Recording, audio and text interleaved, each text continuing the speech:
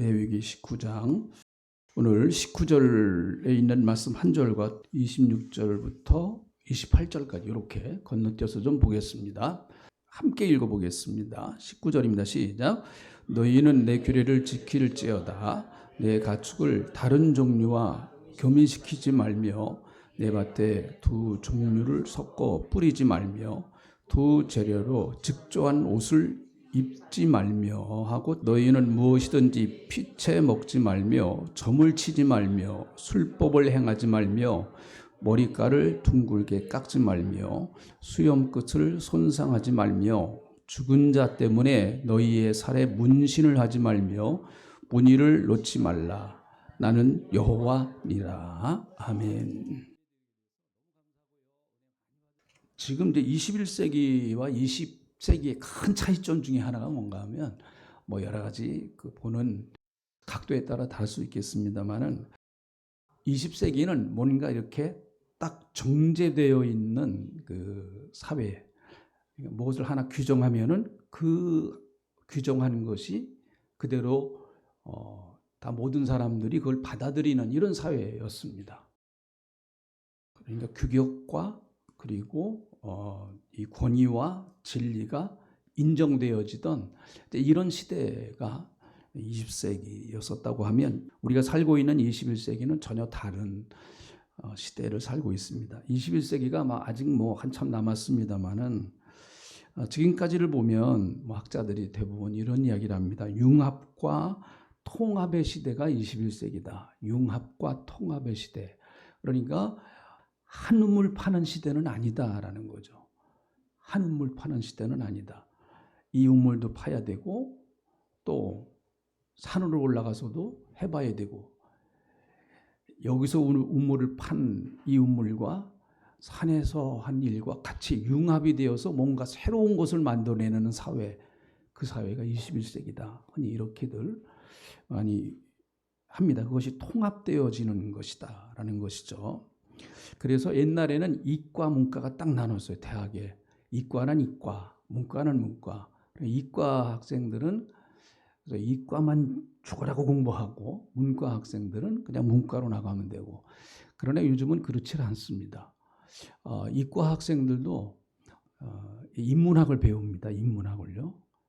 이과 학생들 사실 옛날 같으면 인문학은 이과 학생들하고는 별로 관계가 없는 거였습니다. 그렇지만 그렇지 않습니다. 요즘은요, 특별히 이과에서 굉장히 인문학을 아주 가르칩니다. 쉽게 말하면 철학이나 문학이나 이런 것들을 이과생들에게 가르쳐요. 왜 그런가 하면 핸드폰을 하나 만들더라도 이제는 옛날에는 그냥 기계적인 면만 생각을 했지만 이제는 이 핸드폰이 도대체 사람들의 마음에 어떤 영향을 미칠 거냐 이런 것까지 다 융합을 해서 이제 만들어낸다라는 거예요. 그래야 물건이 팔리는데 이런 시대가 되었다라는 거죠. 작년인가요? 특별한 교수 한 분이 왔습니다. 그분이 누군가 하면 바로 성악가 조수미 씨가 카이스트의 교수가 됐어요. 이런 거 참 이상하지 않습니까? 아니 성악가 교수가 무슨 카이스트에 와서 뭘 가르치려고 그럽니까? 카이스트의 그 과학을 하는 교수들이 또 학생들이 무슨 성악을 할 이유도 없지 않습니까? 그러나 이제는 이 성악이라고 하는 것 자체가 인간의 심성과 인간의 마음을 이해하는 데 아주 굉장히 우리의 마음을 부드럽게 하고 또 안전을 주고 편안을 주고 그러지 않습니까? 이제는 그런 것들이 모두 다 융합이 되어야 거기서 뭔가 좋은 것이 개발이 된다라고 하는데 이런 시대가 되었습니다. 음악도 마찬가지입니다. 이런 음악도 옛날에는 서양 음악, 우리나라의 고전 음악, 국악 이런 것들이 이제 나눠졌습니다. 나눈 대로 하지만은 이런 미스터 트롯 같은 데 보면은 아니 서울대학교에서 성악을 공부하던 아이가 왜 그 트로트를 불러요 세상에? 옛날에는요 상상도 못했던 일입니다. 서울대학교에서 성악을 졸업한 사람이 트로트를 우습게 알았습니다. 저건 음악도 아니다라고 그렇게 천하게 봤는데요. 요즘은 아니에요. 성악을 하는 사람들이 트로트계에 와서 많이 음악을 하려고 이렇게 노력도 하고 이러는 시대. 다시 말하면 융합과 통합을 통해서 새로운 어떤 문화가 만들어지고 새로운 그 음악이 만들어진다라는 것이죠. 그래서 피아노와 가야금이 협연을 하는 이런 시대가 되었습니다. 그런데 여러분, 이것과 전혀 다른 이야기를 성경은 하고 있어요. 19절. 이 말씀은 그 모세를 통해서 이스라엘 백성들에게 주신 말씀이죠. 이 말씀 성경입니다. 분명히. 자, 다시 한번 읽어보시죠. 19장 19절. 다시 읽어봅니다. 시작. 너희는 내 규례를 지킬지어다. 내 가축을 다른 종류와 교미시키지 말고 내 밭에 두 종류로 섞어 뿌리지 말며 두 재료로 직조한 옷을 입지 말지며. 네. 섞지 말라는 거, 쉽게 말해 섞지 말라. 그러면 요즘과 같은 이런 시대에 사실은 이 말씀은 굉장히 참 우리가 이해하기 어려운, 이거는 모세 시대나 통하다는 이야기지, 이건 우리 지금 21세기에 살고 있는 우리에게 이게 무슨 의미가 있나. 아마 여러분 레위기 19장 19절에 있는 말씀을 가지고 고민하신 분들은 한 사람도 없을 것 같아요. 그렇죠? 여기도 보니까 옷을 어떻게 입으라고요? 한 종류의 그 재료로 만든 것만 입으라. 여기 다 그러십니까? 안 그렇잖아요. 이런 말씀들이 21세기를 사는 지금 우리에게는 어떤 의미가 있냐. 그리고 이런 성경은 필요가 없는 건가? 필요가 없는 건가? 필요가 없으면 성경에서 빼버리면 되지 않습니까? 근데 한 말씀이라도 빼거나 더하면 하나님께서 아주 그 사람을 무섭게 다루신다고 말씀하시거든요. 그리고 이 말씀은 말씀대로 있어야 됩니다. 분명히 우리에게. 그러면 오늘날 이 시대에 우리가 이 말씀을 어떻게 받아들이고 이해할 것인가 하는 것이죠. 그래서 오늘은 그런 말씀으로 좀 같이 이렇게 은혜를 받고자 합니다. 이 말씀을 통해서 우리에게 주시고자 하시는 하나님의 원의도. 자, 하나님께서는 아시겠죠. 앞으로 21세기가 되면은 이런 말씀들은 의미가 없어질 거다. 하나님도 아셨겠죠. 하나님은 전체를 다 보고 계시는 분이시니까. 그렇지만 하나님께서 이런 말씀을 우리에게 기록해 놓으신 분명히 무슨 목적과 이유가 있을 거란 말이죠. 우리가 못 깨달았다고 해서 이 말씀은 별로 우리에게 의미가 없다. 그건 아니에요. 우리가 다만 못 깨달았을 뿐이죠. 자, 오늘 이 말씀을 우리가 들을 때 하나님께서 이 말씀을 주신 그 이유와 목적과 의미를 우리가 말씀을 통해서 좀 밝히고 깨닫고 그 말씀을 우리가 붙드는 그런 시간 되시기를 주님의 이름으로 축복합니다. 우선은 이 말씀을 가만히 보면은 이렇게 이해할 수가 있어요. 하나님이 만드신 창조 질서를 인간 마음대로 바꾸지 말라는 얘기예요. 하나님이 만들어 놓으신 창조 질서가 있습니다. 그 창조 질서를 인간 마음대로 인간이 하고 싶다 그래서 그걸 막 바꾸지 말라는 거죠. 이건 뭘 말하는 것일까요? 하나님이 창조해 놓으신 창조의 질서를 인간이 존중하라는 거예요. 하나님이 정해 놓으신 걸 존중하라. 하나님이 정해 놓으신 그것 자체를 존중하라는 것이라기보다는 그것을 만드신 하나님을 존중하라고 하는 그런 얘기입니다. 창세기 1장을 보면 여러분, 하나님은 온 우주 만물을 창조하셨다. 하나님이 태초에 천지를 창조하시니라고 하는 말씀 속에 창조의 모든 원리가 다 들어있거든요. 하나님이 창조하셨습니다. 한번 따라 하시죠. 하나님이 창조하셨다. 네. 그래서 성경은 답을 먼저 말하고 이야기를 합니다. 답을 먼저 말해요. 하나님이 천지를 창조하시니라 답을 이미 하나님이 말씀하시고 나셔서 그 답에 대한 이유를 설명하고 계시는 거예요. 성경을 보니까. 나머지는 다 그 창세기 1장 2절 쭉 읽어보면은 창세기 1장 1절에 있는 그 선포된 말씀이 왜 그런가 하는 거를 증명해내는 거 아닙니까? 창세기 1장을 보면 여러분 창세기 1장 1절 창세기 1장을 다 읽어보셨죠? 거기 보면 반복돼서만 나오는 말이 하나님이 보시기에 좋았더라 그 말이 나와요. 한번 따라 하시죠. 하나님이 보시기에 좋았더라. 그러니까 콩은 콩으로 써줬고 팥은 팥으로 써줬고 과일은 과일로 써줬고 개는 개로 써줬고 또 손은 손으로 써줬다는 거예요. 하나님이 만드신 거. 이게 하나님의 만드신 자연 법칙이라는 거. 하나님이 보시기에 좋았다라고 그렇게 말씀을 해 주시는 것입니다. 그거를 우리가 존중하라. 하나님이 만들어 놓으신 이 아름다운 질서를 우리가 받아들이라는 거예요. 그걸 존중히 여기다. 이렇게 말씀하고 있습니다. 여러분 아까 말씀드린 것처럼 융합과 통합이 참 좋은 것이 참 많아. 인간을 편리하게 하고 굉장히 참 좋은 것이 많이 있죠. 그러나 여러분 우리가 먹는 먹거리 중에서 갖다가 짬뽕을 만들어 놓으니까 막 유전자를 조작하고 이거 굉장히 우리가 지금 조심해야 됩니다. 아마 여러분 다 아실 거예요. 미국에서 수입하는 콩 같은 경우는 유전자가 많이 조작돼 있다. 그렇게 말하지 않습니까? 다 인간이 조작해서 더 많은 결실을 보기 위해서 또 조작해서 만드는 유전자를 조작해서 그렇게 많은 결실을 보게. 왜 많은 결실을 보게 만들까요? 이유는 뭐예요? 인간의 식량 문제를 해결하기 위해서.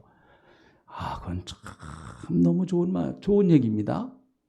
그 얘기를 콩 파는 그 콩을 무척 많이 만들어 해서 파는 사람들 나는 인간의 인류의 식량 문제를 해결하기 위해서 이렇게 유전자 조작을 합니다. 왜 그래요? 돈 벌기 위해서 그런 겁니다. 돈 벌기 위해서. 하나님이 만들어 놓으신 것을 존중하라고 하는 것이죠. 이것을 사람에게 적용시켜 보면 이건 더 아주 확실합니다. 여러분, 나는 나답게 사는 게 제일 멋있는 거예요. 하나님이 만들어 놓으신 나는 나답게 사는 게 제일 멋있는 거예요. 그래서 멋대로 사는 거예요, 사실이요. 멋대로 산다고 하는 것 자체가 그 나쁜 말이 아닙니다. 그건 사실 오역이 된 거예요. 사람이 멋대로 살면 얼마나 멋있어요? 여러분 다 멋대로 사시기를 바랍니다. 그렇죠. 내가 하나님이 주신 나의 멋이 있거든요. 나는 그건 내 멋대로 사는 거예요. 그러니까 앞으로 여러분 제가 제 멋대로 살려고 그럴 때 여러분 자꾸 저한테 목사님 멋대로 하려고. 잘 제가 이런 얘기 듣겠습니다. 왜 그럴까요? 하나님은 나를 가장 아름답게 만들어 놓으신 분이시기 때문에 그렇습니다. 하나님이 나를 실패하신 분 아니잖아요. 나를 이 땅에 만들어 놓으시고 야 너는 실패작이야. 하나님이 그러실까요? 아닙니다. 세상 사람들 다 그런다고 할지라도 너는 이 땅에 태어나지 말았어야 돼 라고 할지라도 하나님만은 안 그러시죠. 어떻게 부모가 자식한테 너는 안 태어났으면 좋았을까? 그런 부모가 세상에 어디 있겠어요. 하나님은 우리에게 절대로 실패를 선언하지 않습니다. 하나님, 나라고 하는 존재 자체에 대하여 하나님은 실패를 선언하지 않습니다. 우리가 하는 사업도 실패할 수 있고요. 또 우리가 결혼 생활도 실패할 수 있고, 모두 실패할 수 있고, 자녀 문제도 실패할 수 있고, 다 실패할 수도 있어요. 그러나 하나님은 나의 존재 자체를 실패라고 하시지 않습니다. 왜요? 나를 만드신 분이 하나님이시거든요. 나를 멋있게 만드셨어요. 자, 아멘 합시다. 아멘. 그래요. 나를 멋있게 만들어 놓으셨단 말이에요. 이걸 바꾸려고 하지 말라는 거예요. 이걸 찾고. 그래서 사람은 바뀌어요? 안 바뀌어요? 안 바뀌어요. 여러분. 여기서 안 바뀐다는 얘기는 기질이 안 바뀝니다. 안 바뀌어요. 급한 사람은 급한 대로 살아가야 돼요. 그냥. 옆에서 조금, 아내가 급하면은요, 남편이 조금씩 조절해 주면 돼요. 당신 그 급한 성질머리 내가 바꾸고 만다. 한번 바꿔보세요. 바꿔지나요? 그 급한 성격이 긍정적으로 좋은 쪽으로 갈 수 있도록 남편이 협력해 주는 것이 지혜로운 거예요. 하나님은 우리를 가장 멋있게 만드셨고 가장 아름답게 만드셨어요. 그래서 하나님이 만들어 놓으신 그런 자연 질서를 존중하라. 하나님이 창조하신 창조를 존중하라는 것이죠. 그거를 인간이 유익되게 바꾸는 수도 있어요. 그걸 하나님이 그거 못하게 하시지 않습니다. 지금요.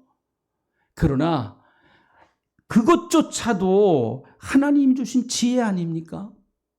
이미 하나님께서 다 만들어 놓으신 것을 가지고 인간이 좀 더 인간에게 유익되게 조작해서 만들어 놓은 거예요. 그걸 공작이죠. 그걸 창조가 아니잖아요. 창조와 공작은 다른 거죠. 창조라고 하는 것은 아무것도 없는 데서 봐라.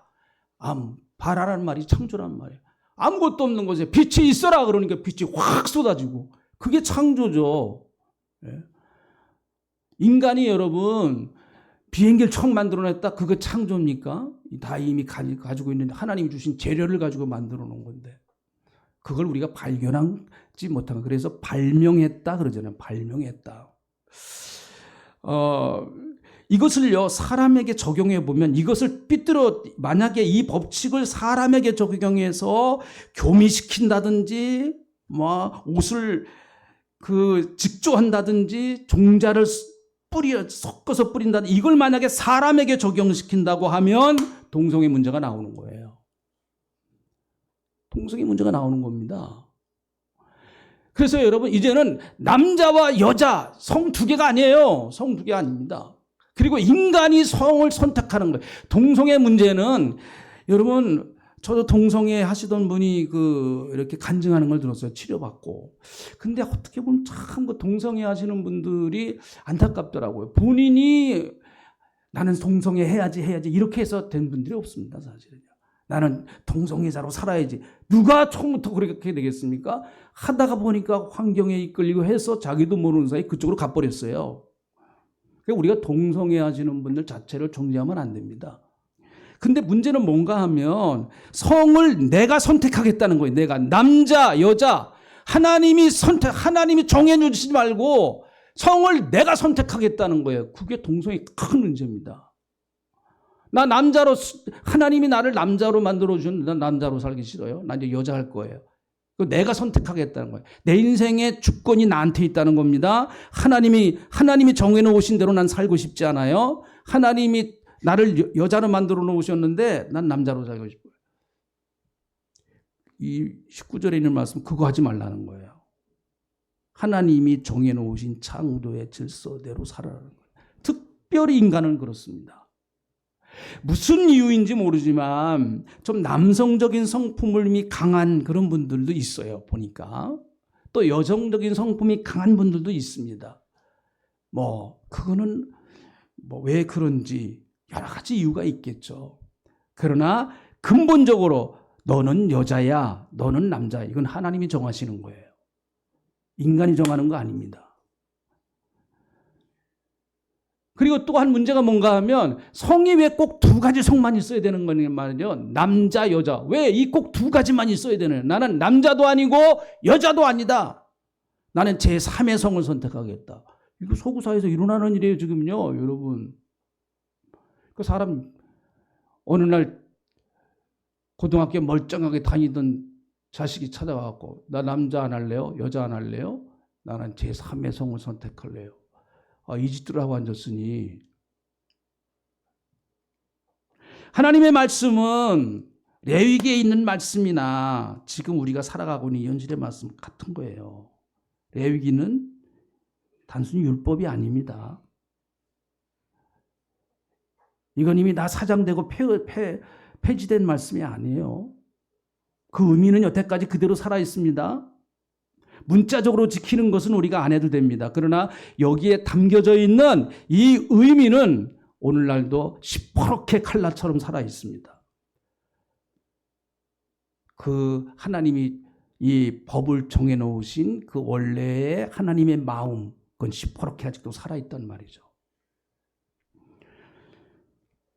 그래서 유럽이나 독일이나 프랑스에서 이런 것들 때문에 엄청나게 부작용이 일어난다고 하는 거는 이미 다 나오고 있습니다. 저번에 10월 27일 날 광화문에서 이제 할 때 많은 집회를 예배드리면서 하는데, 특별히 이제 유럽이나 독일이나 영국에서 온 목사님들이 참석을 했어요. 근데 그분들이 간증을 했고, 또 인권 변호사가 나와서 이제 얘기를 했는데, 이미 서구 사회에서 이 동성애 문제 때문에 벌어지는 여러 가지 어려운 일들을 이야기를 하더라고요.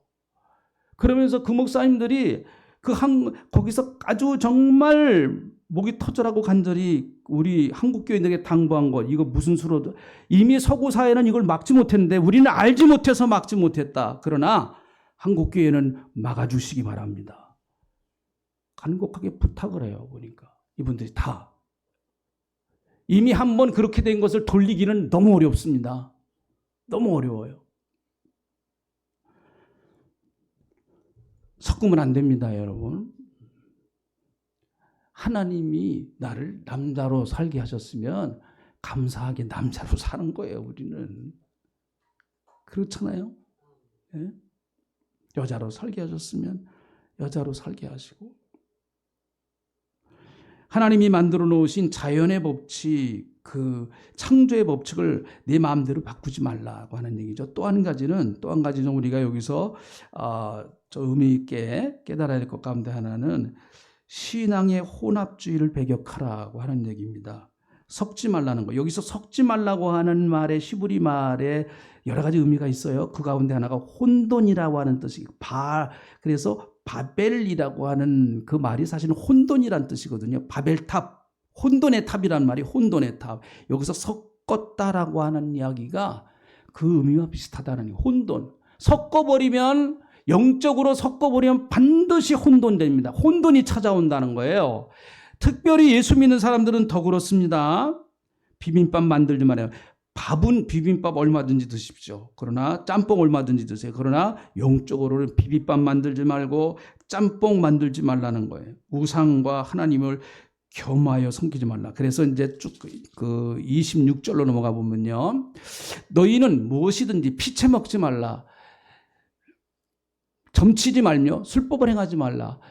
점도 치지 말고 술법에 피채 말지. 이게 왜 이러는가 하면 이것이 전부 다 우상과 관련되어진 것들이기 때문이었습니다. 그리고 27절도 맞아요. 머리깔을 둥글게 깎지 말라. 여기 그런 분 계세요? 없죠? 감사하네요. 네. 수염, 끝을 손상하지 말라. 수염 깎지 말라는 거예요. 이게 왜 그러는가 하면 수염 깎아야죠. 여기 수염 주일날 좀 단정하게 하고 보세요. 수염 싹 깎으시고. 근데 그 당시의 입장에서 보면 이것은 특별히 이스라엘 백성들이 가나안 땅에 들어가서 살아야 되는데 가나안 땅에는 우상이 넘치는 곳입니다. 그러니까 그들이 자기들을 신을 섬기는 의식 가운데 하나가 이렇게 둥그렇게 머리를 깎는 거예요. 그리고 또 수염을 아주 싹 깎아버리는 겁니다. 여러분 지금도 그 이스라엘 나라가 보면 정통 유태인들은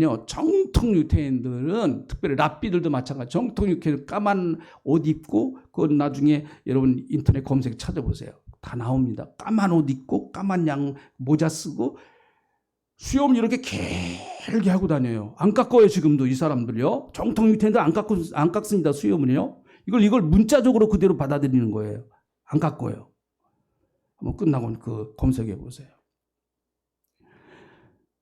뭐 이걸 문자적으로 받아들여서 그렇게 하고 싶은 분들은 하세요. 뭐 그건 누구 자기 뭐 생각이니까. 그런데 이것보다 더 중요한 것은 이게 전부 다 우상과 관련되어 있기 때문에 그렇습니다. 그리고 28절 여기에 걸리는 사람들 상당히 많아요. 28절에 있는 말씀 죽은 자 때문에 너희 살에 문신을 하지 말며 문의를 놓지 말라. 나는 여호와니라. 뭐 하지 말라고요? 문신하지 말라는 거예요. 혹시 여기 문신하신 분 계십니까? 문신하는 거 여러분 뭐 그걸 정제 이렇게 특별 아주 너무 그냥 뭐 흉측하게 뭐 여기다 사탄의 문신을 한다든지 뭐 그런 거 아니면 우리가 무슨 뭐 그것도 개인의 취향이니까 정제할 뭐 정제는 못 하겠죠. 그러나 이거 그 당시에 이것도 아까 얘기한 것처럼 죽은 자 때문에 너희의 살에 문신하지 말라.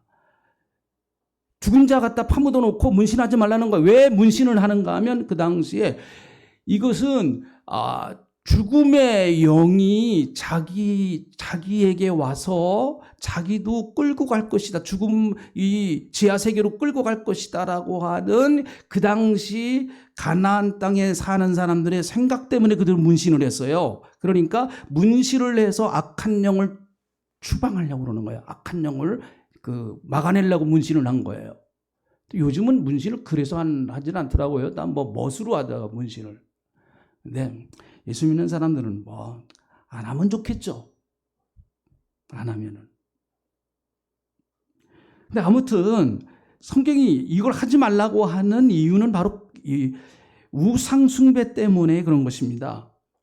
죽은 신을 달래서 자기에게 찾아오지 못하게 하고 악귀로부터 자신을 보호하게 하기 위해서 문신을 하는 거예요. 문신을.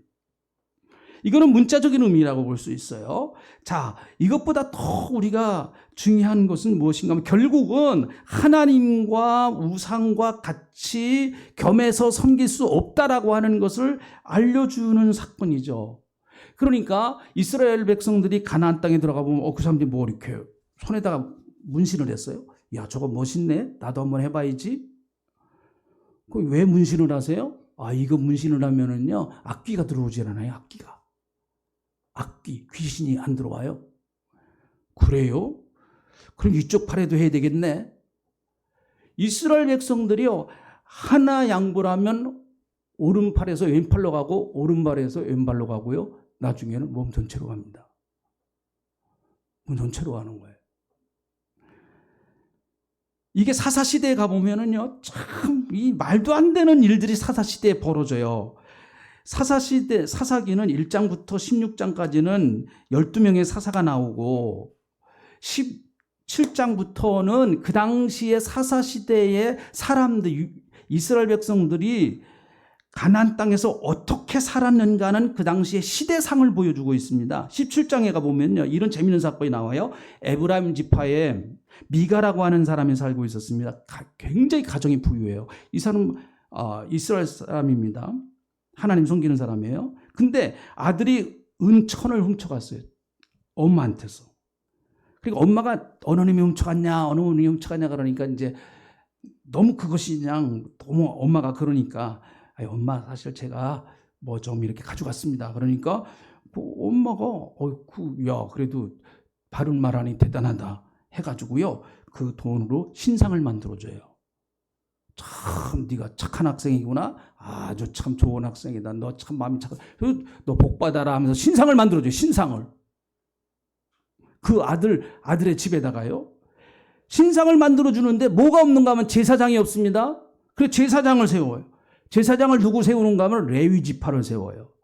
이게 망조죠, 망조. 레위 지파는 하나님이 특별히 선별해서 하나님 성막에서 일하라고 하나님이 레위 지파를 특별히 구별해서 세운 지파니에요. 근데 이 미가 이 미친놈이 말이죠. 레위 지파를 데려다가 제사장을 레위 지파 사람 한 사람을 데려다가 자기 집에 우상을 만들어 놓고 거기다가 제사장을 우상. 그리고 아들 같은 너는 내 아들이야 그러면서 사사기 17장 13절에 보니까 이렇게 결론을 내려요. 그들이 내린 결론입니다. 한번 같이 읽어보시죠. 이게 사사시대의 모습이에요. 사사기 17장 12절 13절. 이게 그 당시에 이 사람이 돈이 많았습니다. 돈이 굉장히 많았어요. 이것이 그 당시에 이스라엘 나라의 보편적 현상이라는 거예요. 사사시대에. 같이 읽어봅니다. 이제 시작. 미가가 그 레위인을 거룩하게 구별하며 그 청년이 미가의 제사장이 되어 그 집에 있더라. 이에 미가가 이르되 레위인이 내 제사장이 되었으니 이제 여호와께서 내게 복 주실 줄로 내가 미친놈이죠 이놈. 아니 우상을 신상을 만들어 놓고 레위인 제사장으로 이제 만들어 놓고 이랬으니까 하나님이 우리 집에 복을 주실 거야. 이거 종교 혼합주의예요. 종교 혼합주의입니다. 하나님도 좋고 우상도 좋고. 열왕기상 18장을 봐도 이거 비슷한 사건이 나옵니다. 아합 왕 시대에 아합은 이세벨 시돈 땅 이세벨 시돈 땅 바알의 딸 이세벨과 결혼했는데요. 이세벨은 아주 혹독한 여인이죠. 성경에 나오는 제일 나쁜 여자 중에 한 여자예요. 아주 악처 중에 악처죠. 그런데 그가 시집을 올 때 바알 신상을 다 싸들고 바리바리 싸들고 가고 바알 선교사가 됩니다. 아주 바알 선교 전도자가 돼. 바알 전도자가 돼가지고 온 이스라엘 나라를 돌아다니면서 그냥 바알 신상을 다 만들어서 바알 신상을 다 세워버린 우상의 잔을 세워버리죠. 하나님께서 3년 6개월 동안 이스라엘 나라에 비를 주시지 않습니다. 결국은 이제 엘리야가 나타나서 누가 진짜 하나님인지 우리가 분별해보자. 그래가지고 갈멜산에다가 이스라엘 백성들을 오라고 그러고 바알진 450명과 누가 하늘에서 불을 끌어내리는 신이 진짜 신이냐 한번 너희가 기도해봐라. 나도 기도하겠다 해서 영적인 대결이 벌어지는데요. 그 대결이 벌어지기 전에 엘리야가 이스라엘 백성들에게 하는 이야기가 있습니다. 열왕기상 18장 21절에 있는 말씀, 이것도 한번 읽어봅니다. 이게 참 가슴 아픈 얘기예요. 이거는요. 자, 18장 21절에 있는 말씀을 읽어봅니다. 네, 같이 읽어봅니다. 시작. 엘리야가 모든 백성에게 가까이 나아가 이르되 너희가 어느 때까지 두 사이에서 머뭇머뭇하려느냐. 여호와가 만일 하나님이면 그를 따르고 바알이 만일 하나님이면 그를 따를지니라 하니 백성이 말한 그대로 대답하지 아니하니라. 어느 때까지 두 사이에서 머뭇머뭇하기는, 이건 무슨 말이에요? 그들은 여전히 바알도 섬기고 하나님도 같이 섬긴다는 거야. 하나님을 안 섬긴다는 얘기가 아니에요. 나는 어떤 신이든 하나님이든 바알이든 내게 복을 주는 신이면 좋다고 하는 얘기예요. 그 당시에 가장 부강했던 나라 가운데 하나가 시돈 국가입니다. 아주 무역을 엄청나게 많이 했어요. 무역으로 먹고 사는 나라였습니다. 그 나라는요. 굉장히 물질적으로 부유했습니다. 거기서 왕의 딸이 왔어요. 그가 이스라엘 나라에 와보니까 지지도 못 살아요. 이스라엘 나라를 잘 살게 하는 비결이 뭘까? 이 민족이 바알신을 섬기면 잘 살겠다 해가지고 동네마다 지금으로 말하면 예배당같이 바알 신당을 다 져놓고 이스라엘 백성들이 다 바알 신을 섬기게, 그게 나라가 복받고 잘 되는 것이다 라고 그렇게 정말 이 이세벨이 간증 집회를 하면서 다녀버립니다. 예? 그러니까 사람들이 홀딱홀딱, 야, 그런가 보다. 우리나라가 이렇게 지질이 못 사는 거. 맞아. 하나님이 계시긴 계시지만 하나님은 우리에게 아이고 잘 축복도 안 하시고 조금만 잘못하면 야단만 치시고 에이, 바알도 섬겨. 하나님 떠나는 거 아니잖아. 하나님도 이해하실 거야. 이따구가 돼버리고 말았어요. 그 엘리야가 언제까지 너희가 두 사이에서, 바알과 하나님 사이에서 머뭇머뭇하려느냐. 하나님이 참된 신이면 하나님 쪽으로 가고 바알이 참된 신이면 바알 쪽으로 가라. 이건 바알이 참된 신이라고 바알 쪽으로 가라는 얘기 아니에요. 역설적 얘기죠. 진짜 하나님이 참된 신이다. 그 말 아닙니까? 바알이라고 하는 말 자체는 주인이란 뜻이에요. 주인이란 뜻입니다. 네 주인이 누구냔 말이에요. 네 바알이 누구냔 말이에요. 네 바알이 누구냐? 정말 여러분의 바알은 누굽니까? 바알은 사실은 신이라기보다는 그 당시 보편적 어느 특정의 신이라기보다는 그 당시에 이스라엘 나라나 가나안 땅에 있는 흔히 있는 신들의 보편적 이름이에요. 사실 엄밀히 말하면은. 예수님은 우리에게 특별히 바알이, 우리의 삶의 바알이 될 가장 큰 경계를 해야 할 대상을 마태복음 6장 24절에서 말씀하세요. 이거 우리 잘 아는 말씀입니다. 여러분이 진짜 좋아하는 게 우리의 바알이 될 수도 있다라고 하는 것을 경계하시는 말씀이죠. 한 사람이 두 주인을 섬기지 못할 것이니 혹 이를 미워하고 저를 사랑하거나 혹 이를 중히 여기고 저를 정히 여김이니라. 너희가 하나님과 재물을 겸하여 섬기지 못할지니. 두 주인 못 섬긴다. 한 주인은 하나님이에요. 분명히 예수 믿는 사람. 한 주인은 뭐예요? 재물이라는 거죠. 어떻게 재물과 하나님이 동급으로 놓입니까? 만몬이란 말이 재물, 만몬신. 재물과 하나님이 어떻게 동급이에요, 이게요? 아니죠. 말이 안 되는 얘기죠. 그러나 여러분, 예수님이 그걸 아셨지만은 하나님과 재물을 동급으로 지금 얘기하시는 거예요. 왜요? 그만큼 물질의 세력이 엄청나게, 물질의 능력이 하나님처럼 강력할 수 있다고 하는 걸 예수님이 아셨기 때문에 그렇습니다. 지금 저와 여러분에게 가장 큰 영향을 주는 건 뭐예요? 사실 인간의 우리는 아니라고 할지라도 그냥 보편적으로 사랑하는 사람이 물질이죠. 재물이 만몬입니다. 만몬. 두 주인 못 섬긴다고 그랬습니다. 분명히. 또 바알이란 말은 남편이란 뜻도 있습니다. 남편. 우리 예수 믿는 사람은 오직 그리스도가 우리의 신랑이잖아요. 예수 그리스도만이 우리의 신랑이시다. 이걸 끝까지 우리가 믿음으로 나가야 됩니다. 예수님 내 신랑이. 나는 예수님만 신랑이야. 나는 예수님만이 내 신랑이야. 여러분 다 믿으시죠? 예수님만이 내 신랑이에요. 나는 예수님만 보고 살래요. 난 예수님만 사랑하고 살래요. 여러분 이 신랑 저 신랑 남은 괜찮지만 나는 안 돼요. 그렇죠? 아니 내 남편이 뭐 이 여자 저 여자 그거는 연예인들은 해라. 내 남편은 안 돼. 그게 내 문제가 되면 아니잖아요. 여러분 뭐 가십거리는 될 수 있을지 모르지만 신앙도 마찬가지입니다. 하나님과 우리 앞에서도 예수님과 우리의 관계도 마찬가지란 말이죠. 일본 사람들은 여러분 다 신이에요. 다 신. 아버지가 죽으면은요 죽은 그날부터 아버지는 신이에요.